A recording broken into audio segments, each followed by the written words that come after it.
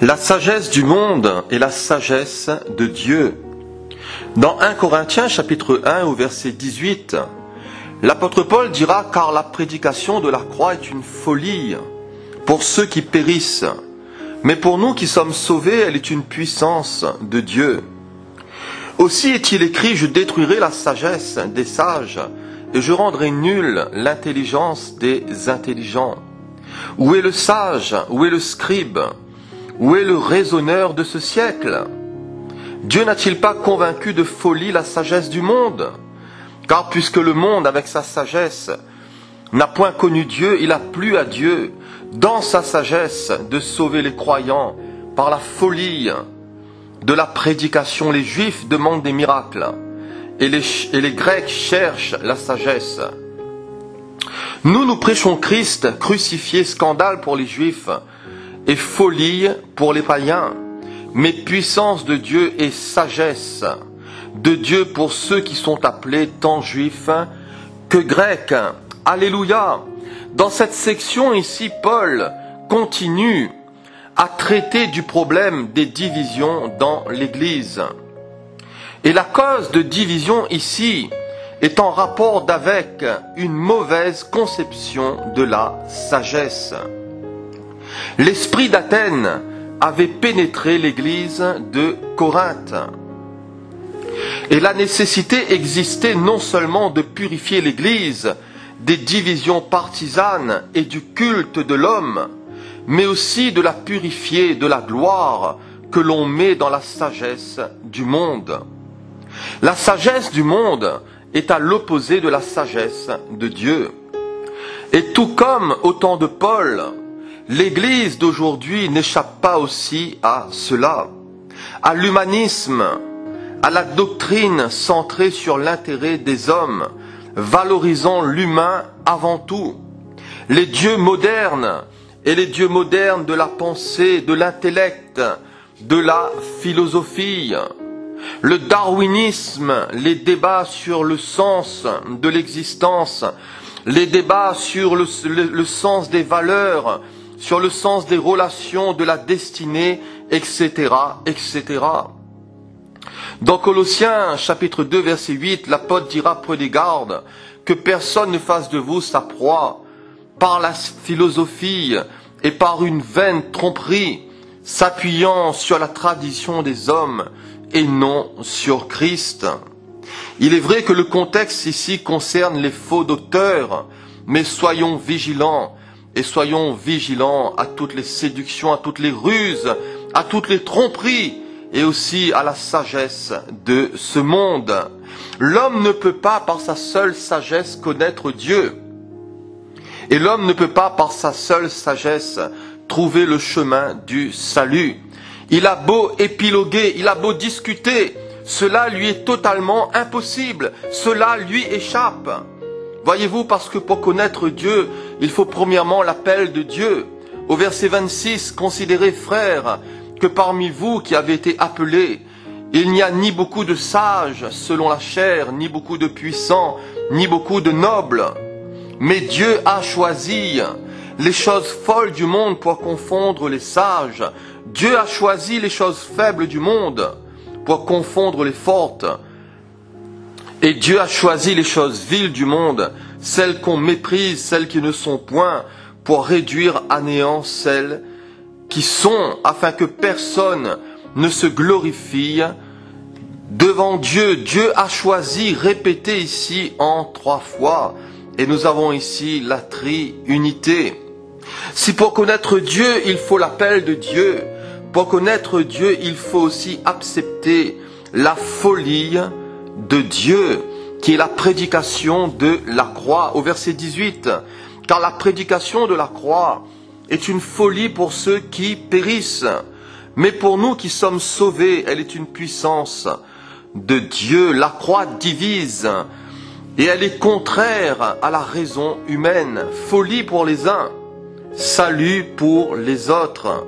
Souvenons-nous des 2 brigands à la croix, un sauvé, l'autre perdu.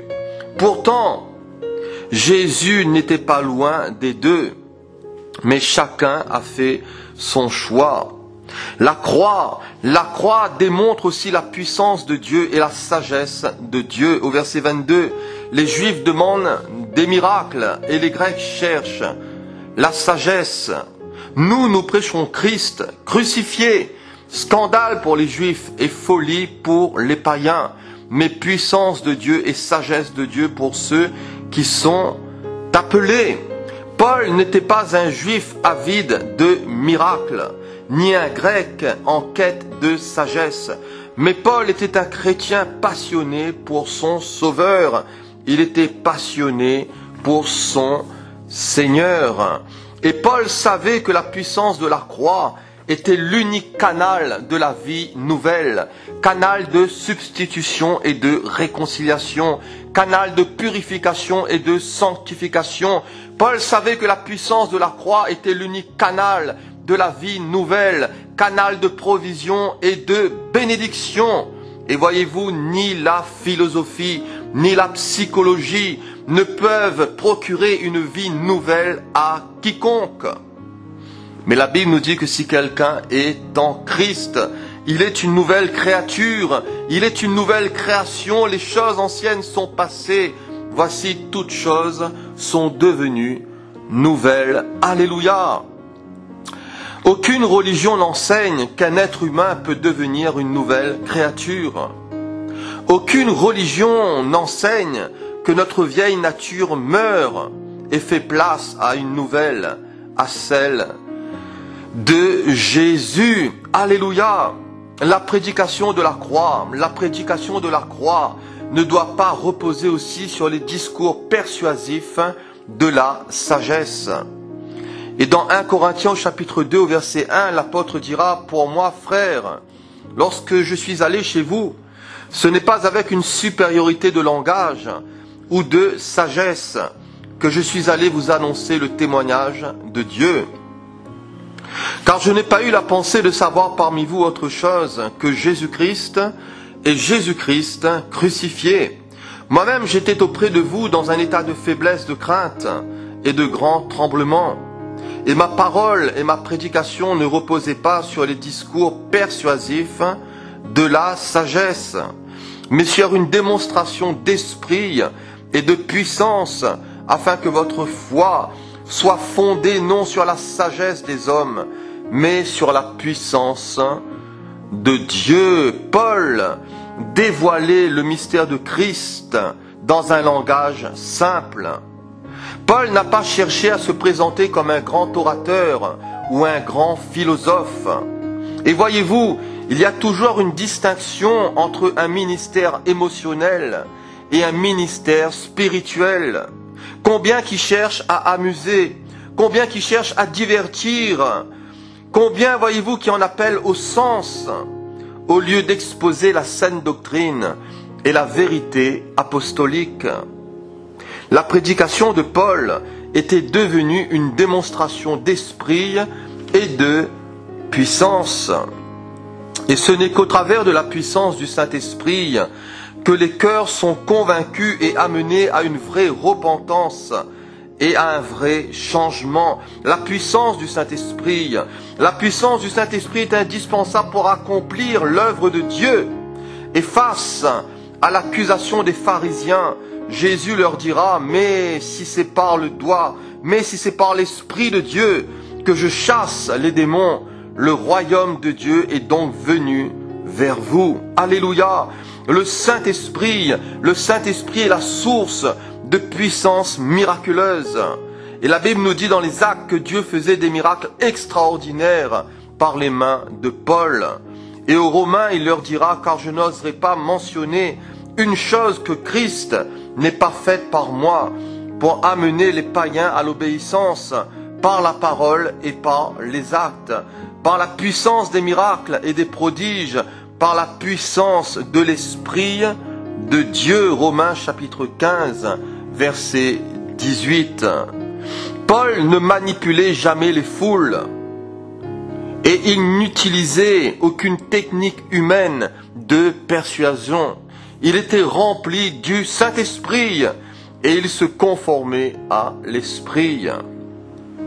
Le but du Saint-Esprit, c'est aussi d'affermir notre foi au verset 5, afin que votre foi soit fondée non sur la sagesse des hommes, mais sur la puissance de Dieu.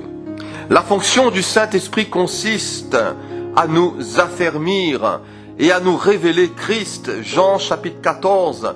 La fonction du Saint-Esprit consiste à nous enseigner et à nous conduire dans toute la vérité. Jean chapitre 16. Et aussi à nous révéler les choses divines. 1 Corinthiens chapitre 2. Le Saint-Esprit crée et donne la vie. Il fait naître de nouveau, il sanctifie, il édifie l'Église. Le Saint-Esprit parle, c'est une personne, il agit, il réconforte, il nomme les serviteurs de Dieu et il sonde toutes choses. Le Saint-Esprit, il est la source de la vraie sagesse.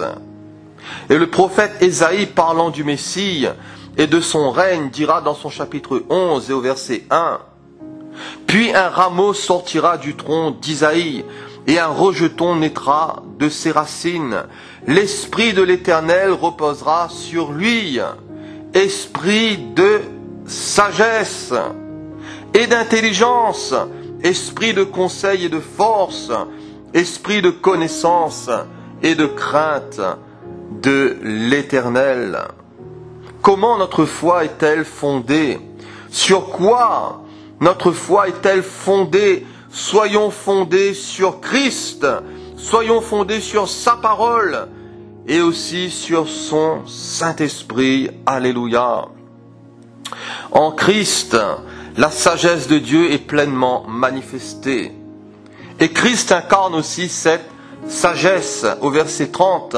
Or, c'est par lui que vous êtes en Jésus-Christ, qui par la volonté de Dieu a été fait pour nous sagesse, justice, sanctification et rédemption, afin, comme il est écrit, que celui qui se glorifie dans le Seigneur. Face à la sagesse de Dieu, il n'y a aucune gloire pour l'homme. Il n'y a aucune gloire attribuée à l'homme, aucune gloriole humaine. Glorifions-nous de Christ et de ce que Dieu nous a placé en lui. Le plus grand cadeau que Dieu nous ait fait et le plus grand cadeau que Dieu nous ait donné, c'est Christ. Pour tous ceux qu'il sauve, Dieu a un but. Et son but pour ses racheter a de nombreux aspects, dont 4 ici sont mentionnés. Ceux qui sont en Jésus-Christ reçoivent de Dieu, premièrement, la sagesse. Ceux qui sont en Jésus-Christ reçoivent de Dieu, deuxièmement, la justice, troisièmement, la sanctification, et quatrièmement, la rédemption. Au moment où nous croyons, nous recevons le don, et le don initial de la sagesse, qui est Christ. Mais cette sagesse doit croître en nous, et cette sagesse doit aussi se développer en nous. La sagesse que Dieu fait croître en nous est riche, et elle est pleine de fruits spirituels.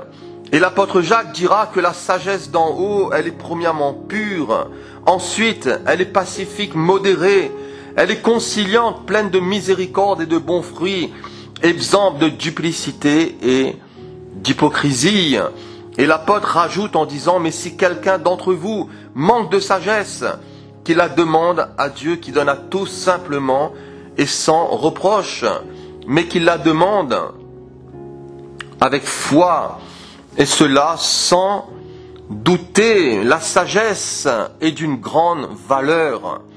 Et le livre des Proverbes nous dit que le gain qu'elle procure est préférable au gain de l'argent. Elle vaut mieux que les perles. Si ceux qui sont en Jésus reçoivent la sagesse, ils reçoivent aussi la justice. Et l'homme n'a jamais possédé de justice propre. Et les sages de ce monde, voyez-vous, ils se croient bons, mais ils nient leurs conditions de péché et leurs conséquences. La seule justice qu'un homme puisse posséder, c'est celle que Dieu lui donne par son Fils. C'est la justice qui vient de Dieu par la foi. Toute autre justice, c'est que pure folie. Toute autre justice est vaine. Si ceux qui sont en Jésus-Christ reçoivent la sagesse, si ceux qui sont en Jésus-Christ reçoivent la justice, ils reçoivent aussi la sanctification. Et en Christ, nous sommes mis à part. En Christ, nous sommes consacrés et sanctifiés. Nous sommes rendus saints. Nous sommes créés en lui pour de bonnes œuvres et rendus participants de la nature divine, qui est une nature sainte. Quatrièmement, en Christ, nous recevons de Dieu la rédemption. Ce mot signifie rachat. Par Jésus-Christ, Dieu nous a rachetés de la puissance du péché. Et l'apôtre Pierre dira que ce n'est pas par des choses périssables, ce n'est pas par de l'argent ou par de l'or que vous avez été rachetés de la vaine manière de vivre que vous aviez hérité de vos pères, mais c'est par le sang précieux de Christ, comme d'un agneau, sans défaut et sans tache. Alléluia. Pour conclure, la sagesse du monde est vouée à la ruine. Au verset 19, aussi est-il écrit, je détruirai la sagesse des sages et je rendrai nulle l'intelligence des intelligents. L'apôtre Paul cite ici Ésaïe 29, verset 14. Par ces paroles et dans leur contexte, Dieu dénonce la politique de sagesse par laquelle le royaume de Juda, menacé par Sanchérib, cherche à faire alliance avec l'Égypte. Juda allait être sauvé uniquement par la puissance de Dieu, et cela sans l'aide d'aucun être humain. Un seul ange a fait périr 185 000 hommes de l'armée assyrienne. Dieu combat pour nous. Cher ami, Dieu combat pour toi. Ne sois point sage à tes propres yeux. Ne te confie pas dans la sagesse humaine. Le Seigneur nous demande de croire en lui et de lui obéir, et cela suffit, parce que Dieu a des plans qui nous dépassent. Dieu a des stratégies qui n'ont rien à voir avec les stratégies des grands de ce monde. Et toi qui m'écoutes, si tu es dans une impasse, si tu es dans une difficulté, dans un problème de famille, si tu es dans un problème de travail, si tu es atteint dans ta santé, tu ne sais plus quoi faire, vers qui te tourner, le conseil que je te donne, c'est que Dieu combat pour toi. Confie-toi en lui. Cherche sa face. Implore sa grâce. Prie Jésus. Viens au pied de la croix. Reçois la sagesse de Dieu dans ton cœur. Le Seigneur te montrera la voie. Lui-même t'instruira. Lui-même te guidera. Lui-même te fortifiera. Confie-toi en l'Éternel de tout ton cœur. Et ne t'appuie pas sur ta sagesse. Reconnais-le dans toutes tes voies, et le Seigneur aplanira tes sentiers. Alléluia! Alléluia! Ainsi, ni nos efforts, nos calculs, notre ingéniosité, voyez-vous, tout cela, voyez-vous, souvent nuisent plutôt à l'œuvre et à l'action divine. L'erreur des Corinthiens, c'est qu'ils pensaient enrichir l'Évangile par la contribution de la sagesse humaine.